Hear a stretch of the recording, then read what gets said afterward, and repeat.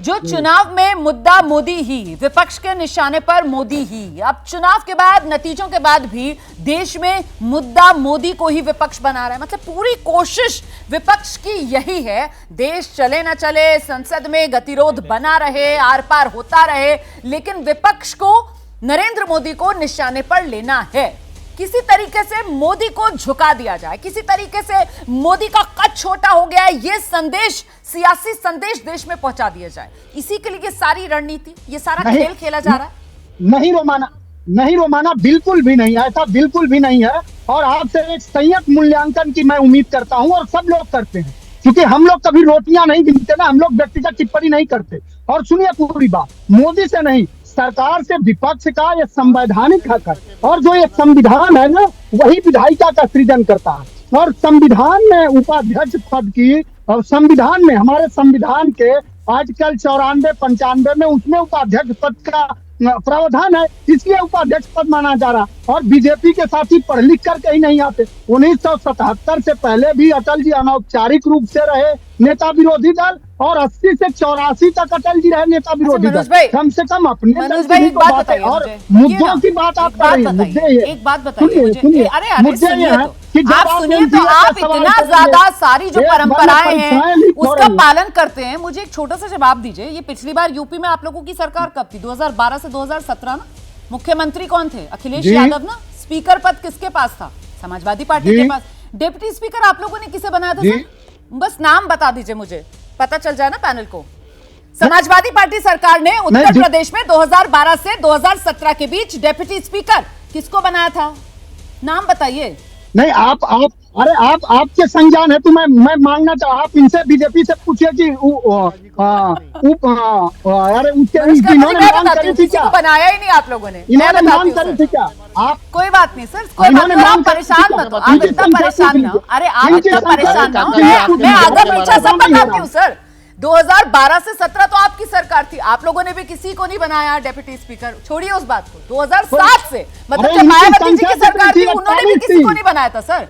और उसके बाद जो योगी सरकार चली है 2021 तक, बीजेपी वाली 17 से, उन्होंने भी किसी को नहीं बनाया है ना? ये बनाए हैं, ठीक है, इन्होंने बनाए हैं, इन्होंने 21 में बनाया ना, 21 में बनाया। लेकिन अब जब आप परंपरा की बात करते हैं तो इनकी सरकार से पहले तो आपकी सरकार थी, तो इसलिए कटघरे में तो आप खड़े होंगे, क्योंकि 12 से 17 तो आप थे ना सर। उस कसौटी पर तो यहाँ पर आपको भी कसा जाएगा। कोई बात नहीं, आपसे मैं उम्मीद कर रही हूँ सर कि आप भी थोड़ा संयत अंदाज में अपनी बात रखें, संयम के साथ।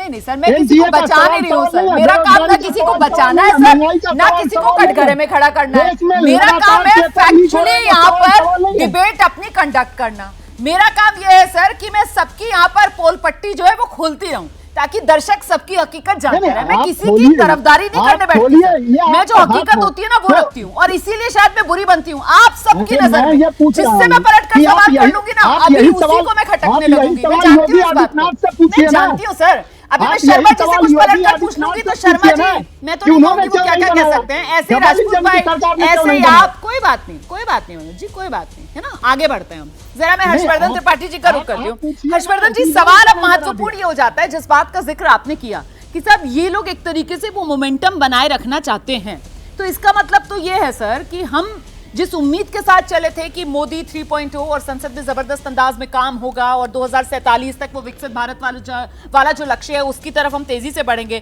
तो मतलब ये तो अब बहुत अड़ंगे आने वाले हैं। ये तो एक टकराव की शुरुआत भर है, और ये तो जैसे जैसे समय आगे बढ़ेगा वैसे वैसे ये गतिरोध जो है और बढ़ता हुआ देखेंगे हम। देखिए रोमाना, मुझे लगता है कि जो भी दर्शक अभी आपका ये शो देख रहे हैं तो सबको समझ में आ गया होगा। जो मैंने शुरू में कहा था कि नेहरू जी जो परंपरा बनाए ही नहीं डिप्टी स्पीकर का पद विपक्ष को देके, उसकी दुहाई राहुल गांधी कर रहे हैं। सुरेंद्र राजपूत जी ने खोज खिलाया, और मैं तो कहिए अयंगर जी से पूरा नाम पढ़ना शुरू करूं डिप्टी स्पीकर का, लेकिन फिर भी चलिए, दिल को बहलाने को गाली भी ख्याल अच्छा है। किसी राज्य में ये अच्छा बात नहीं याद दिला दिया। एक सेकंड सर, मैं वो क्लैरिफाई कर दूं। सुरेंद्र राजपूत जी ना कंफ्यूज हो गए। सुरेंद्र भाई आप कंफ्यूज हो गए।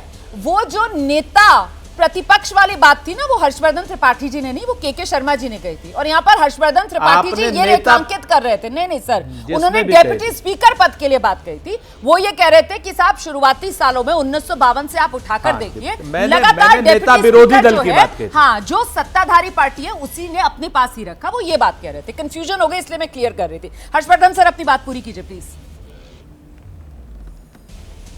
जी, और मुझे लगता है, देखिए कई बार जनता जब ये जनादेश दे रही है और अगर 234 और 293 94 जो भी है ये नंबर आए हैं, तो शायद जनता को भी ये लगता है, और हम ये कहते हैं लोकतंत्र में सबसे ऊपर जनता का आदेश है, तो वो शायद ये चाहती होगी। तो अच्छा है ना, विपक्ष अपनी ताकत का इस्तेमाल करे। लेकिन इससे मैं कतई ये नहीं मानता हूं कि जब तक ये प्री पोल अलायंस इंटैक्ट है तब तक कोई सरकार के काम पर, कोई विकसित भारत के काम पर कोई असर पड़ेगा, मैं ऐसा नहीं मानता। लेकिन हाँ, लोकसभा और हंगामेदार रहने वाली है। बस एक चीज मुझे लगती है, सरकार और विपक्ष दोनों के लिहाज से अच्छा होगा कि दोनों कम से कम सदन के समय का उपयोग करें। आपके पास अब संख्या पर ज्यादा है विपक्ष के लिहाज से, तो आप अपनी पूरी बात कहिए। सरकार के लिए भी अच्छा होगा कि बिना चर्चा के कोई बिल ना पास कराए, वॉकआउट पर ना कराए, जिससे कि कल को जब विपक्ष बाहर कुछ बात करता है तो वो दो बातें न हो, देश को स्थिति स्पष्ट तरीके से पता चले। बिल्कुल, ये बहुत अच्छी बात आपने कही है।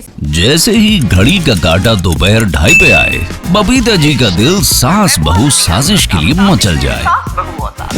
और ये है इनकी बहू, पूरे दिन ऑफिस की टेंशन हो जाए गॉन जब ये करें अपना फेवरेट शो फ्री टाइम पे ऑन। इनकी तरह आप भी देखिए अपना फेवरेट शो अपने टाइम पर और डाउनलोड कीजिए एबीपी लाइव ऐप अपने स्मार्ट टीवी पर।